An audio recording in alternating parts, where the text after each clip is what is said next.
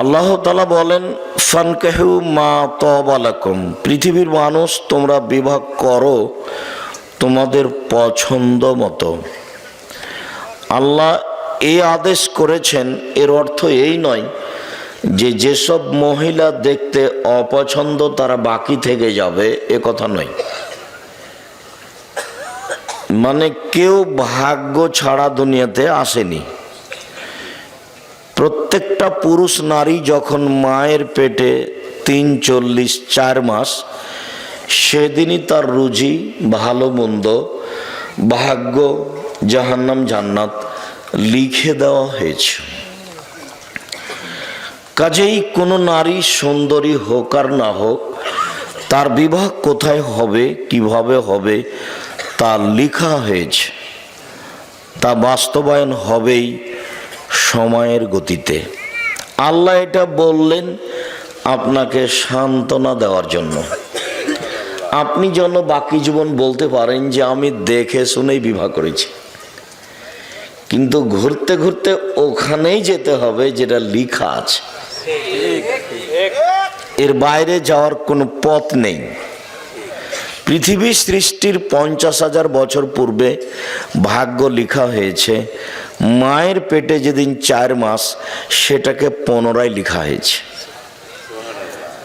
মানুষ কে কি করবে, কোথায় থাকবে, কি খাবে, পৃথিবী সৃষ্টির 50,000 বছর পূর্বে এগুলো লেখা হয়েছে।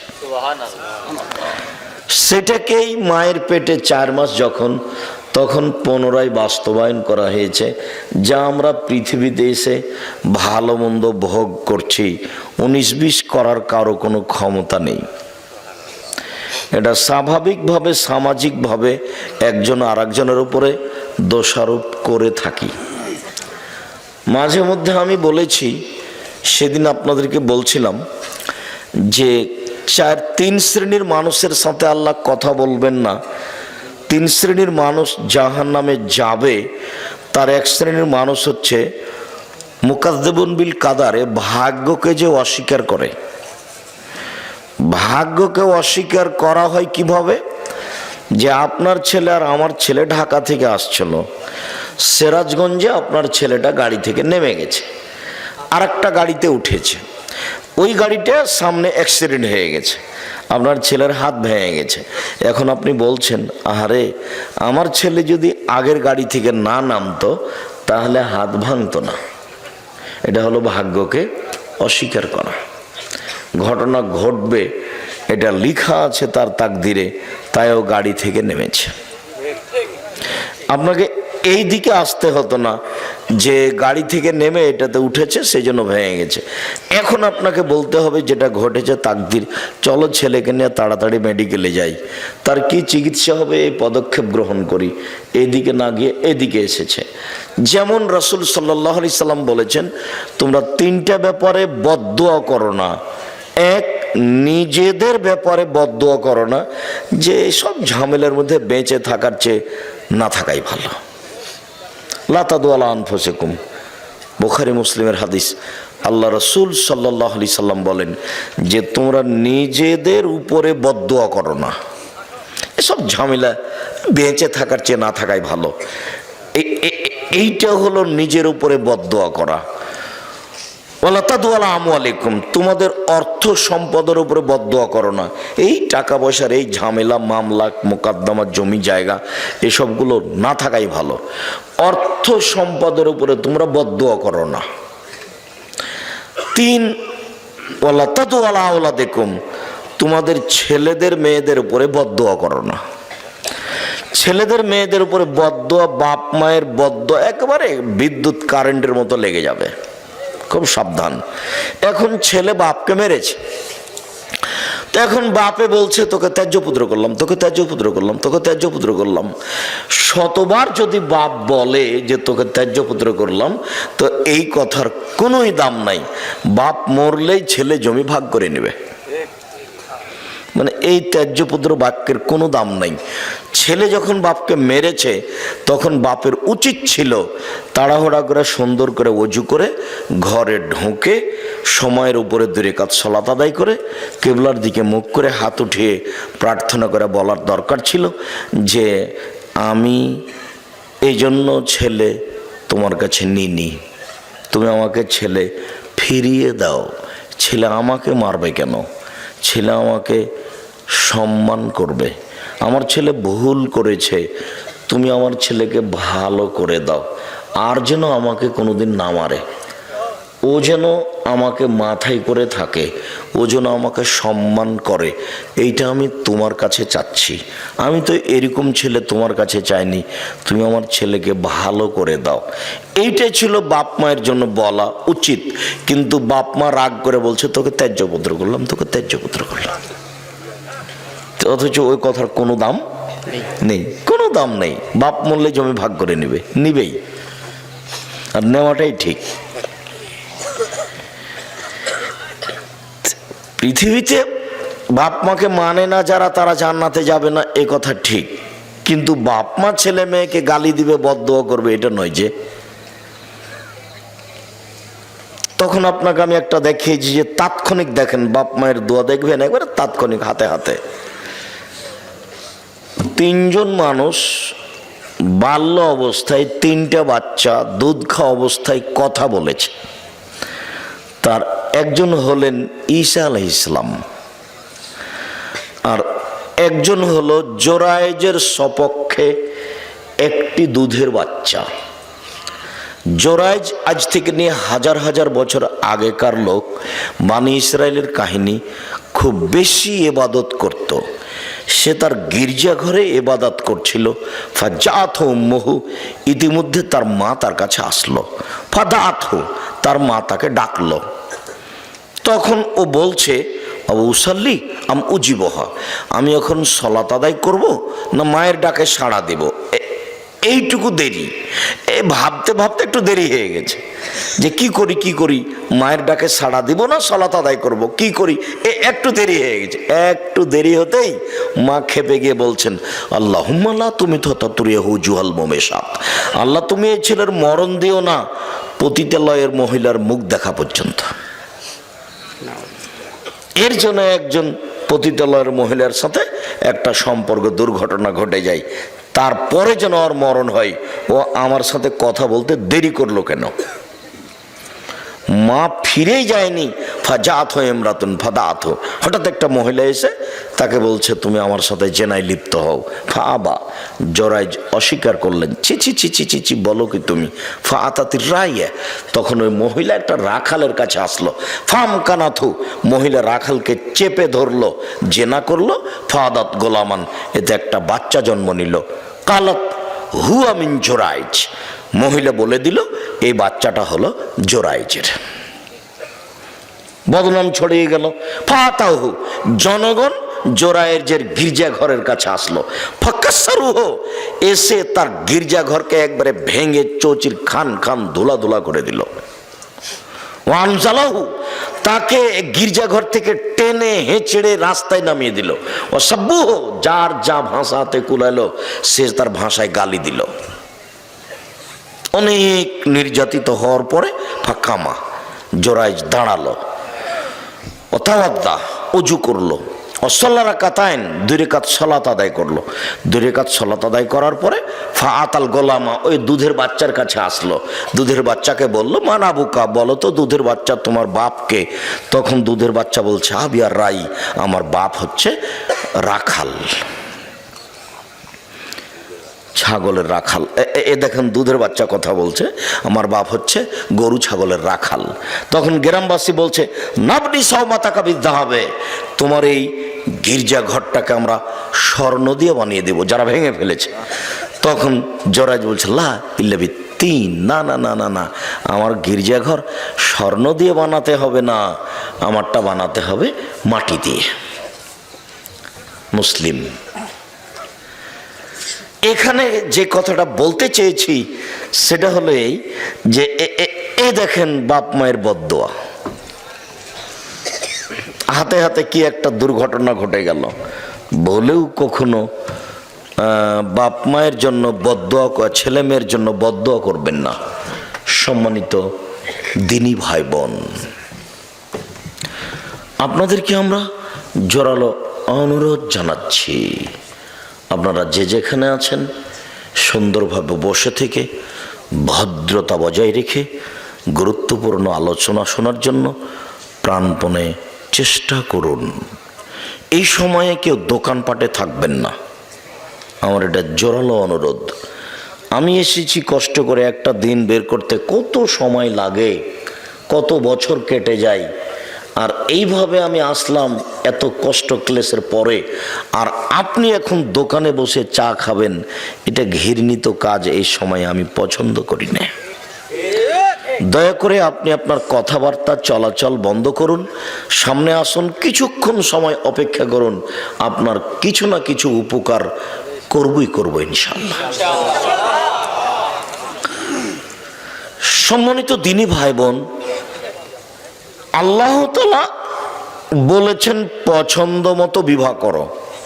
এর অর্থ এই নয় যে ভাগ্য ছাড়াই কাজ হবে। এটা আপনাকে আল্লাহ সান্ত্বনা দিয়েছেন যে তোমাকে আমি আদেশ দিলাম যে পছন্দ মতো বিবাহ করো, কিন্তু পছন্দ মতো বিবাহ করো মানে 50,000 বছর পূর্বে যেটা লেখা আছে সেটার 19-20 হবে না। কাজেই ছেলের বিরুদ্ধে বদদোয়া করবেন না। ছেলে মেরেছে, ভুল করেছে, আপনি পাল্টা আল্লাহর কাছে হাত তুলে দোয়া করেন, আল্লাহ আমার ছেলে আমাকে মেরে ভুল করেছে, তুমি আমার ছেলেটাকে ভালো করে দাও। ওজনে এসে আমার পা ধরে বলে, আব্বা ভুল হয়েছে, আমাকে মাফ করেন।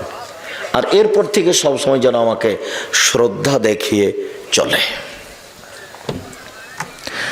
আল্লাহ তাআলা বলছেন ফানকিহুহুন্না বিইজনি আহলিহিন্না, তোমরা মেয়েদেরকে বিবাহ করো তার অভিভাবক মালিককে বলে, বাপকে বলে।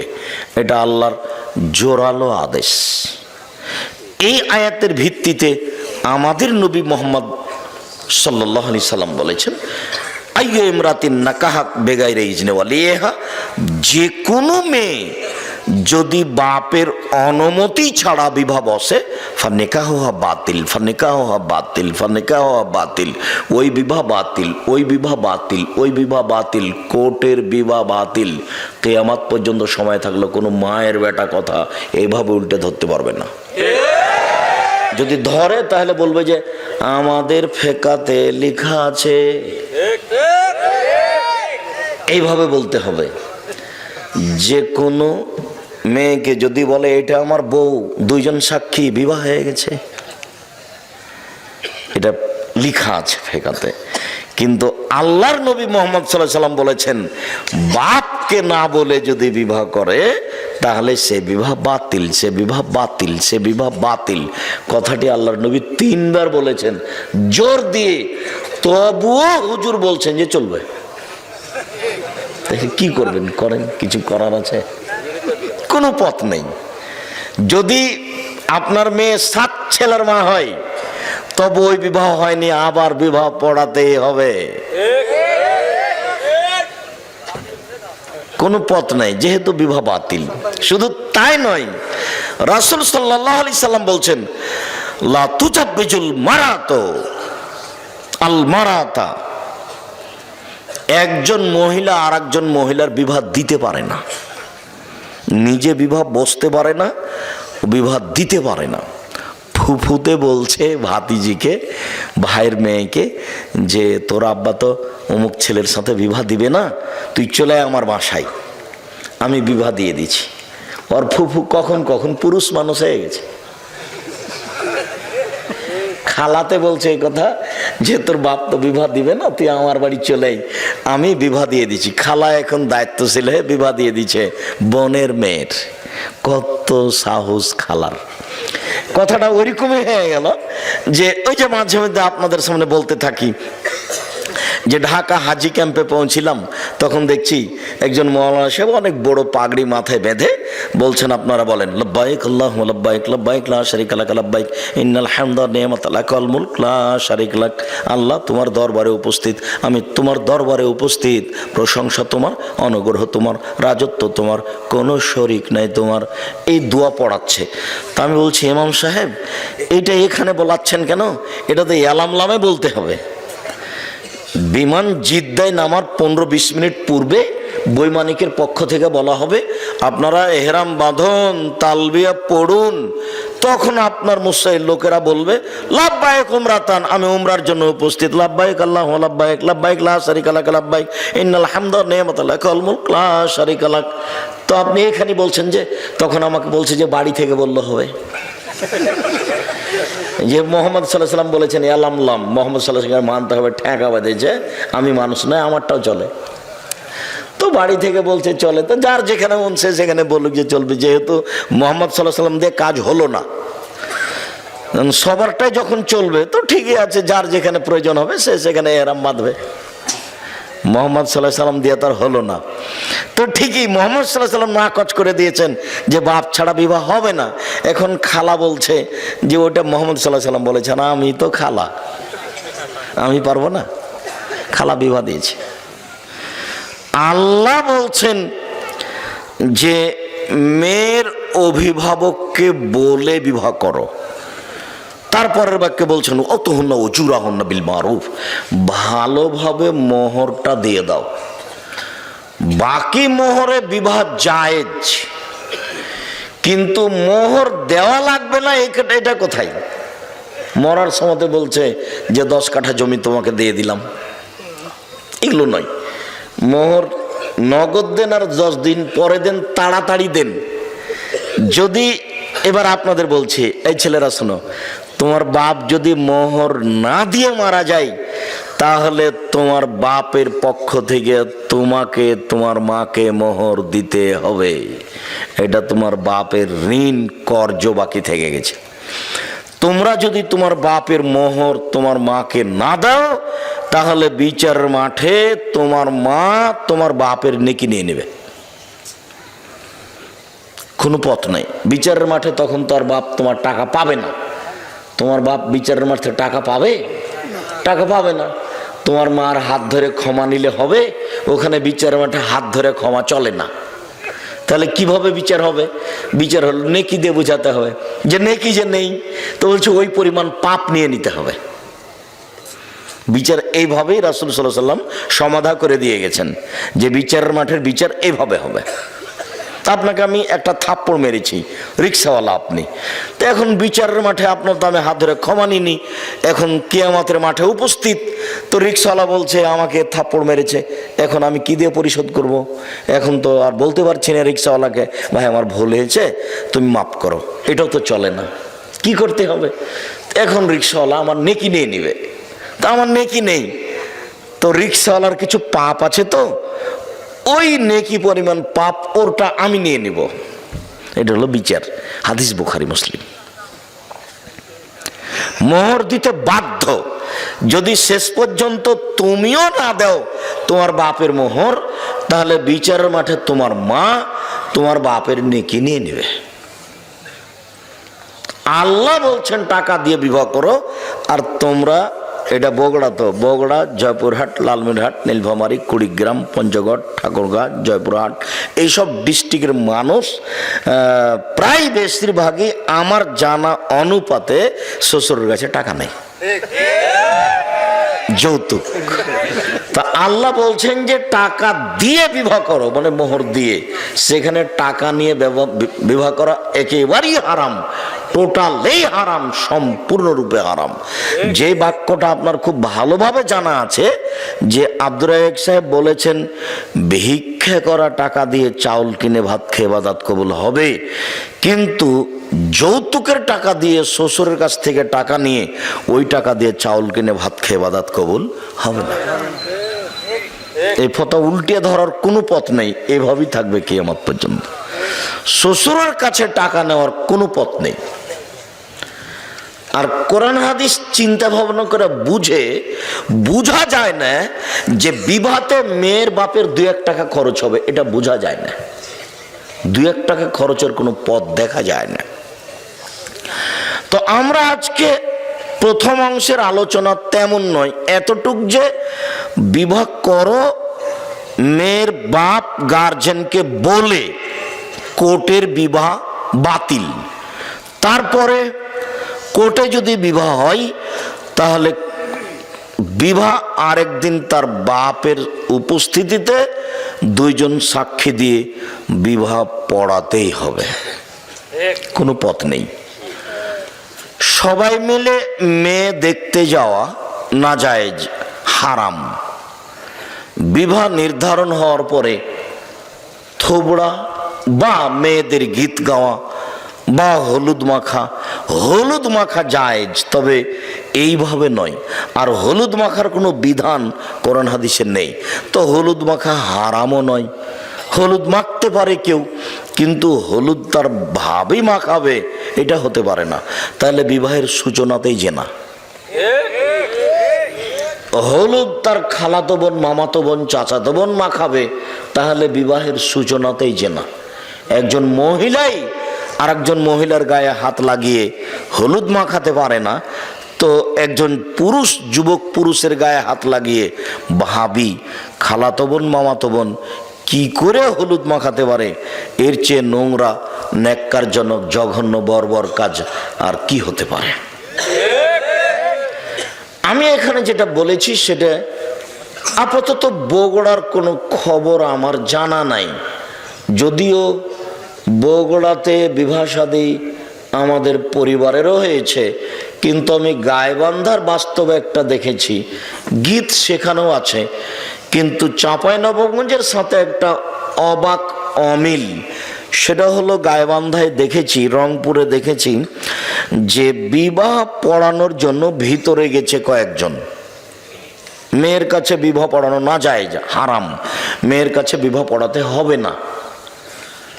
মেয়ের কাছে বিবাহ রাজশাহী, চাঁপাইনবাবগঞ্জেও পড়াই।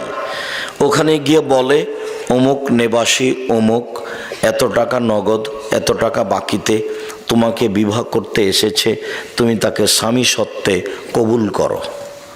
তখনও বলে কবুল করলাম। ওখানে 3 বার কবুল করার পরে এই মৌলানা সাহেব আর এই 4-5 জন লোক এই বরযাত্রী যেখানে আছে সেখানে এসে দাঁড়ায় সালাম দিয়ে। তখন বসে থাকা লোকগুলো বলে আপনারা কে? তখন ওরা বলে যে আমরা এই বিবাহের উকিল। তখন বসে থাকা লোকগুলি বলে যে মেয়ে কি কবুল করেছে? তখন দাঁড়িয়ে থাকা লোকগুলি বলে কবুল করেছে। তখন বসে থাকা লোকগুলি বলে যে তাহলে বসেন। তখন তারা বসে, মনে হচ্ছে এক পাগলামি কারবার, হিন্দুদের কলার গাছের চতুর্দিকে ঘোরা। বিবাহের সময় হিন্দুদের কলার গাছের চতুর্দিকে ঘুরে, ঠিক এরকমই মনে হচ্ছে। মানে ধর্ম এরকম এটা হয় কি করে? ইসলাম ধর্মের একটা দাম আছে, তার কাজকর্মের একটা মূল্যায়ন আছে। যে হোমসিকেলি বোকার মতো এতগুলি মানুষ ওখানে যাবে, মেয়ের কাছে বিবাহ পড়াবে, আবার এখানে দাঁড়িয়ে থাকবে মূর্তির মতো, তারপর ওরা বলবে যে কবুল করেছে, তারপরে হ্যাঁ, তারপর বসতে বলবে, তারপর বসবে। এসব নোংরা কাজ ইসলামে হতে পারে না। মেয়ের কাছে কোনো কথা নেই, মেয়ের বাপই ছেলের সামনে বসে থাকবে, আগে খুতবা হবে, তখন মেয়ের বাপ বলবে আমার মেয়ে খালেদা এত নগদ এত বাকিতে তোমার সাথে বিবাহ বন্ধনে আবদ্ধ হতে রাজি, তুমি তাকে স্ত্রী হিসেবে কবুল করো।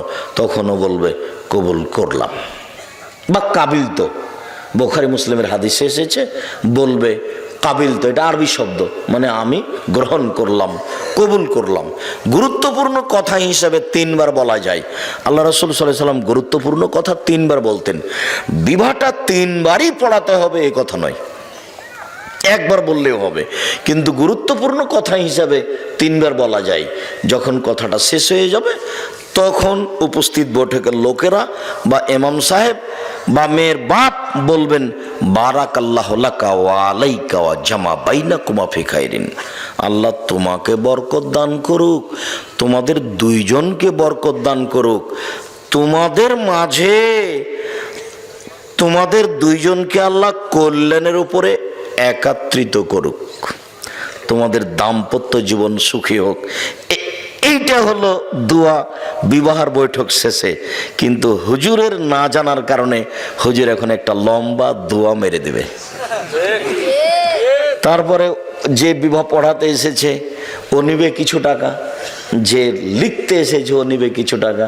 সবারটাই হচ্ছে মোহাম্মদ সাল্লাল্লাহু আলাইহি সাল্লামেরটা কেউ করে না একটু। ওটার সাথে কারো সম্পর্ক নাই, ওভাবে সাড়া দিতে হবে না। যেহেতু আমি ওভাবে সাড়া পছন্দ করি না, আপনারা এক খেয়ালে চেয়ে থাকেন, আমার কথাটা ধরে রাখেন, আমি খুশি হব আলহামদুলিল্লাহ।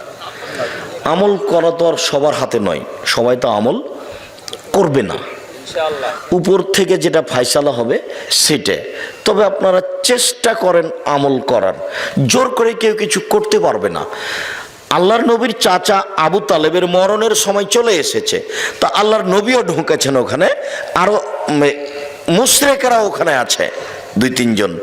তখন আল্লাহর নবী বলছেন, চাচা আপনি লা ইলাহা ইল্লাল্লাহ বলেন, বাকিটুকু আমি দেখে নেব।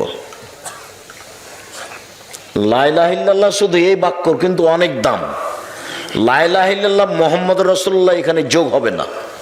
একটু আগে যে আপনারা বললেন শেষ বাক্যে যে আপনারা বলুন লা ইলাহা ইল্লাল্লাহ, শেষে যোগ হয়ে গেছে মুহাম্মদ রাসূলুল্লাহ, ওই অংশ জিকিরে যোগ হবে না।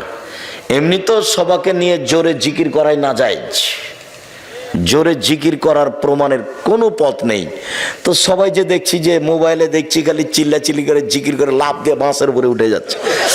এখন করছে তো কি করবেন, এখন তো আমাদের তো কিছু করার নেই। সাহাবী রাসূলের সামনে একটু খালি জোর করে বলেছেন সুবহানাল্লাহ আলহামদুলিল্লাহ আল্লাহু আকবার, তখন আল্লাহ রাসূল বলছেন আই ইরবা আল আনফুসাকুম, চুপে চুপে জিকির করো, ইন্নাকুম লা তাদুনা আসামাল্লাহ গায়েব, তোমরা যাকে ডাকছো ও বধির নয়, তোমরা যাকে ডাকছো ও অন্ধ নয়, ইন্নাকুম তাদুনা সামিয়াম বাসীরা, তোমরা যাকে ডাকছো সব কিছু শোনে, তোমরা যাকে ডাকছো সব কিছু দেখে। অতএব চিল্লাচিল্লি কেন, চিল্লাচিল্লি কেন? চিল্লাচিল্লির একটা করতে গিয়ে এহরাম বেঁধে জিকির করা, সেইটা জোরে অনুমতি দিয়েছে। ওখানে আল্লাহ নবী বলছেন ফাতানি জিবরাইল, এখনই জিবরাইল আমার কাছে আসলেন, ও আমারানি, জিবরাইল আমাকে আদেশ করলেন যে আনামরাকুম, আমি তোমাদেরকে বলে দিব, আনতার ফাসাতকুম, তোমরা একবারে চিল্লিয়ে বলবে বিল ইহরামে আর তালবিয়া, ইহরাম বাঁধা শব্দটা আর তালবিয়া পড়া শব্দটা একবারে চিল্লা চিল্লি করে বলবে। লাব্বাইক উমরাতান, আমি উমরার জন্য উপস্থিত, লাব্বাইক আল্লাহুম্মা লাব্বাইক, লাব্বাইক লা শারীকা লাক, লাব্বাইক ইন্নাল হামদা ওয়ান নি'মাতা লাক ওয়াল মুলক লা শারীকা লাক, লাব্বাইক আল্লাহুম্মা লাব্বাইক, লাব্বাইক লা শারীকা লাক, লাব্বাইক ইন্নাল হামদা ওয়ান নি'মাতা লাক ওয়াল মুলক লা শারীকা লাক। একবারে সৌদি আরব পাহাড় ফাটিয়ে দিতে হবে, চিল্লে বলতে হবে। এই কথা জিবরাইল বলছেন, এসে আমাদের নবীকে, আমাদের নবী সবাইকে বলছেন। আর এখানে সাহাবীগণ একটু জোরে জিকির করেছে, তখন এবারে ধমকে থাক, তোমরা যাকে ডাকছো কি বধির নাকি, তোমরা যাকে ডাকছো কি অন্ধ নাকি, এভাবে চিৎকার করছো কেন? সেই জায়গারা এভাবে বলে নিচ্ছে, কিছু করার আছে? কেউ তো দেখে না যে আসলে ধর্ম কি। যেহেতু না দেখেও চলছে, প্রয়োজন তো নেই। কঠোরভাবে যদি আপনারা ধরতেন তাহলে এখানে হতো, তা আপনাদের তো জিম্মেদারি আগে। আপনাদেরকে আল্লাহ বলছেন যে ফাসআলু আহলা যিকরি ইন কুনতুম লা তা'লামুন বিল বায়িনাতি ওয়াজ জুবুর, হে দুনিয়ার অজানা মানুষ, তোমরা জানা মানুষের নিকটে জানো প্রমাণ সহকারে। এটা আপনাদের জিম্মেদারি। আব্দুর রাজ্জাক সাহেবকে দাওয়াত দেওয়ার আগে জানতে হবে যে ইনি কোরআন হাদিস জানেন কিনা, এটা 5 জনকে জিজ্ঞাসা করতে হবে। জানেন খুব, এটা বুঝে নিলাম। তারপরে যেটুকু বলেছেন সেটুকু প্রমাণ ছাড়াই কি বললেন, এটুকু দেখতে হবে। প্রমাণ ছাড়া ধর্মে কোনো কথা চলে না। ইসলাম ধর্ম এমন একটা ধর্ম যে নগদ, বাকি কিছু নেই, গোপন দিয়ে কিছু চলে না। নগদ 30 পারা কোরআন, 90 পারা নয়, 60 পারা নয়, কিছুই না, এবারে নগদ, একবারে সব নগদ, কোনো জায়গা বাকি নেই। এমন কোন ফতোয়া নেই ধর্মে যেটা কোরআন এবং সহিহ হাদিস অনুপাতে দেওয়া যাবে না। আমি একটা বক্তব্যে কুষ্টিয়াতে বলেছিলাম যে আমি দীর্ঘ সময় ধরে কলমে ফতোয়া লিখছি। আমি নিজে কলমে ফতোয়া লিখি প্রায় 20 বছর থেকে। এই ঘটনা অনুমান 10 বছর আগে হতে পারে। তাই আমি বলেছিলাম যে কোনো ফতোয়া কোরআন এবং সহিহ হাদিস দিয়ে দেওয়া যাবে, কোনো ইজমা কিয়াসের আশ্রয় না নিয়েই চলবে। এ কথা যখন বললাম তখন লাফ দিয়ে একটা সামনে থেকে লোক দাঁড়িয়ে বলল যে আপনি ফতোয়া দেন তো দেখি। 2টা মেয়ে একসাথে জমা ধরে আছে, 2টাই মেয়ে, পূর্ণ যুবতী, দেখতে সুন্দরী, পেশাব পায়খানা একসাথে হয়, অঙ্গ প্রত্যঙ্গ ভিন্ন ভিন্ন, কিন্তু গাটা গায়ের সাথে লাদানা লালেহার লাদানের মতো। মনে পড়ে কি আপনাদের? এইরকম দুইটা মেয়ে, তো এখন এদের বিবাহের সময় এসেছে, বলেন বিবাহ কিভাবে দিতে হবে? ও আমাকে আটকাচ্ছে। কথা বুঝতে পারলেন না?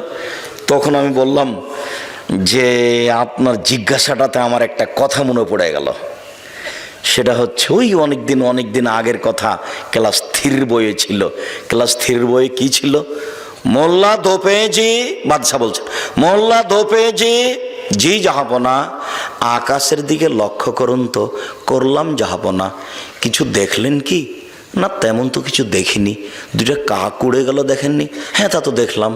এইবার বলেন এদেশে কতটি কাক আছে? 9,09,999। যদি কম হয় তাহলে বেড়াতে গেছে, আর যদি বেশি হয় বেড়াতে এসেছে। মাপে তো আর হিসাব করেনি পৃথিবীতে। আচ্ছা আচ্ছা, ঠিক ঠিক ঠিক ঠিক। আচ্ছা মোল্লা দোপেজি, ওইটা কি? ওইটা চৌবাচ্চা জাহাপনা। বলতে পারো তুমি চৌবাচ্চায় কত পেয়ালা পানি আছে? যদি বলতে না পারো তাহলে তোমার গর্দান যাবে। তা যাক জাহাপনা, তবে প্রশ্ন একদম সোজা, একদম সহজ। পেয়ালা যদি চৌবাচ্চার সমান হয় 1 পেয়ালা, যদি অর্ধেক হয় 2 পেয়ালা, 4 ভাগে 4 পেয়ালা, 8 ভাগের ভাগে 8 পেয়ালা, 16 ভাগের ভাগে 16 পেয়ালা। আরে থামো থামো থামো, যা তোমাকে আজ মোরগ মুসাল্লাম খাওয়াবো। তো ঠিক এরকম হয়ে গেছে আপনার জিজ্ঞাসা। আপনার জিজ্ঞাসা তো জটিল নয়। আল্লাহ বলেছেন লা ইউকাল্লিফুল্লাহু নাফসান ইল্লা উসাহা। মানুষ যেটা করতে পারবে না এরকম বিধান আল্লাহ মানুষের উপরে চাপাবেন না। আপনি এখন বড় ডাক্তারের কাছে আশ্রয় নেন। বড় ডাক্তার যদি বলে যে পৃথক করা যাবে, করতে হবে। যদি বড় ডাক্তার বলে পৃথক করা যাবে না, তো একজনে বিবাহ করুক, তাতে আসে যায় না। এবার আপনি দেখান কে বিবাহ করতে চাচ্ছে, মেয়ে দুটি কোথায়? কোনো পথ নাই। যে কোনো ফতোয়া আমার 20 বছরের অভিজ্ঞতায় বলছি, আমার 20 বছরের অভিজ্ঞতা বলছি, যে কোনো ফতোয়া কোনো ফেকার আশ্রয় নিতে হবে না ইনশাআল্লাহ।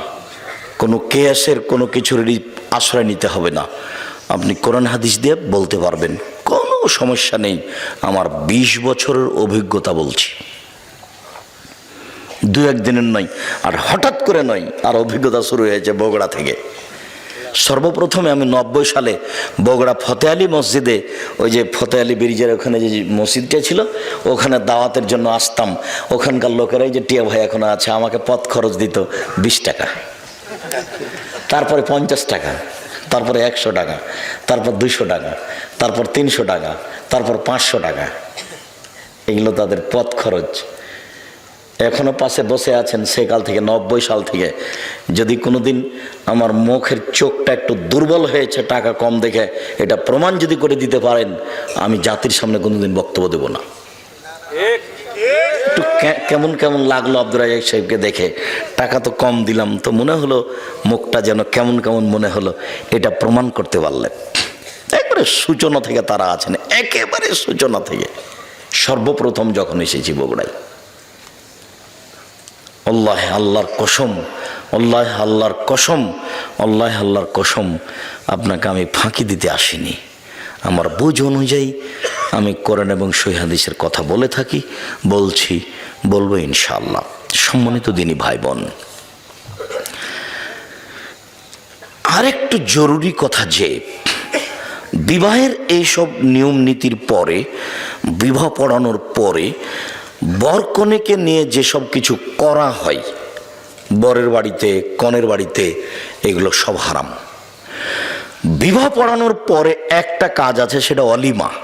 এটা মেয়ে ছেলের বাপের বাড়িতে হবে।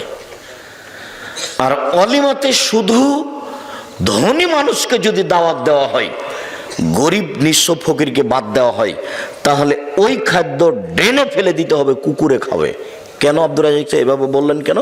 আল্লাহ নবী বলেছেন আশারত আমিন, সবচেয়ে নিকৃষ্ট খারাপ খাদ্য ওই খাদ্য যেই খাদ্যে শুধু ধনীদের দাওয়াত দেওয়া হয়েছে, গরিবদের দেওয়া হয়নি। তাহলে এবার যে কয়েক দেগ ভাত রান্না করা হয়েছে গরুর গোশত দিয়ে, এই ভাতটা এখন কেমন ভাত বলেন তো দেখি? সবচেয়ে খারাপ, সবচেয়ে নিকৃষ্ট। এ কথা আমি বলিনি, এ কথা মুহাম্মদ সাল্লাল্লাহু আলাইহি ওয়াসাল্লাম বলেছেন। দেখকে একবার উল্টিয়ে ফেলে দিতে হবে ট্রেনে, কুকুরে খাবে ভাত, মানুষ খাবে না। কেন? এতে কাকে দাওয়াত দেওয়া হয়েছে? শুধু চিনে চিনে ধনীকে দাওয়াত দেওয়া হয়েছে।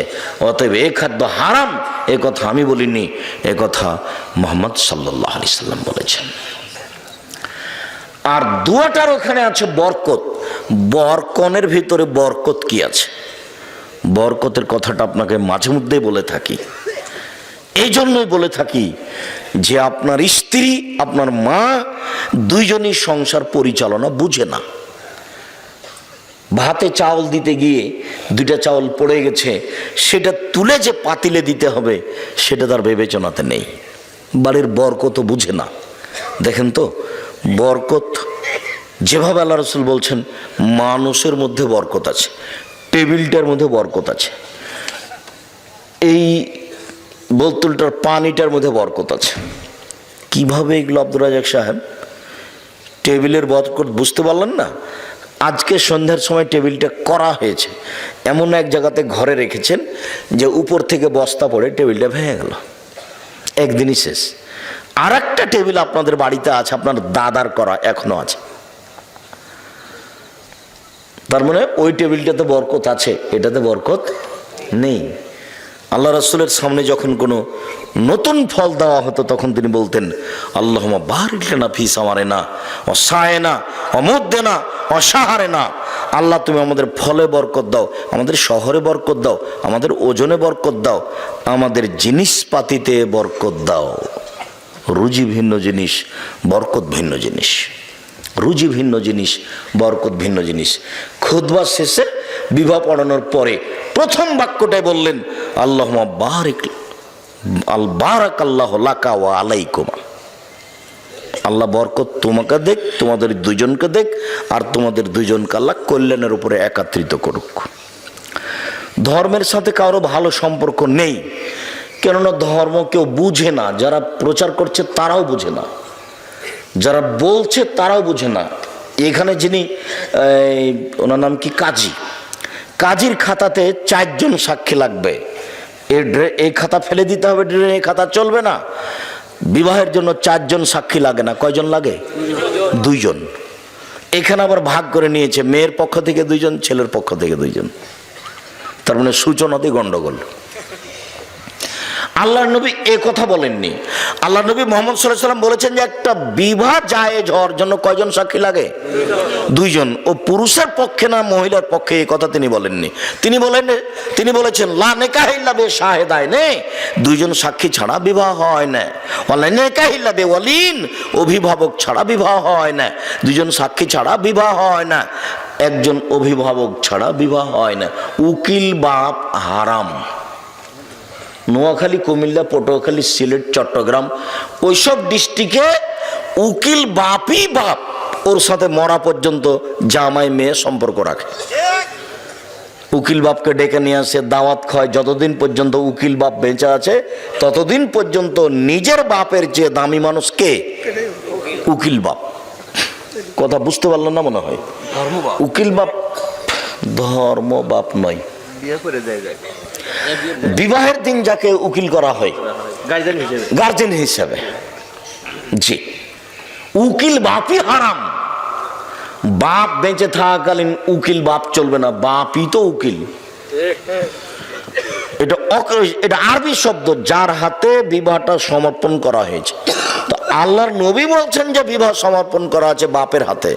তো বাপকে বাদ দিয়ে জ্যাঠো কি করে এখানে উকিল হয়ে গেলেন? গ্রামের মলক কি করে উকিল হয়ে গেলেন? সেই উকিল বাপই চলছে।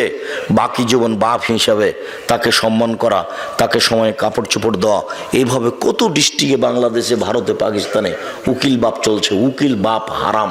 বিবাহে কোনো উকিল বাপ ঢুকতে পাবে না। বিবাহের পরে যেটা সেটা অলিমা। এরপরে ছেলে মেয়ে জন্ম নিল, তাদের ব্যাপারে চিন্তা ভাবনা। আমরা আপাতত প্রথম অংশ শেষ করলাম। এভাবেই 2-1টা টানা কথা বলে আমি কথাতে, যেহেতু বগুড়ার খবর জানা নেই, কাজে আমি চাঁপাইনবাবগঞ্জের ভাষার কথা বলে থাকি, চাঁপাইনবাবগঞ্জের গতির কথা বলে থাকি যে রাজশাহী, চাঁপাইনবাবগঞ্জে বিবাহের শুরু থেকে এমন কোনো কাজ নাই যেটা জায়েজ। একটা কাজও জায়েজ নয়, সবই হারাম। ওইভাবেই বিবাহ চলছে শুরু থেকে নিয়ে শেষ পর্যন্ত। একটা কাজও জায়েজ নয় বিবাহের, সবই হারাম। এই এলাকা তো হতে পারে যে শুরু থেকে নিয়ে শেষ পর্যন্ত একটাও জায়েজ নয়, সবই হারাম। এইবার পারিবারিক জীবন, স্বামী স্ত্রী সংসার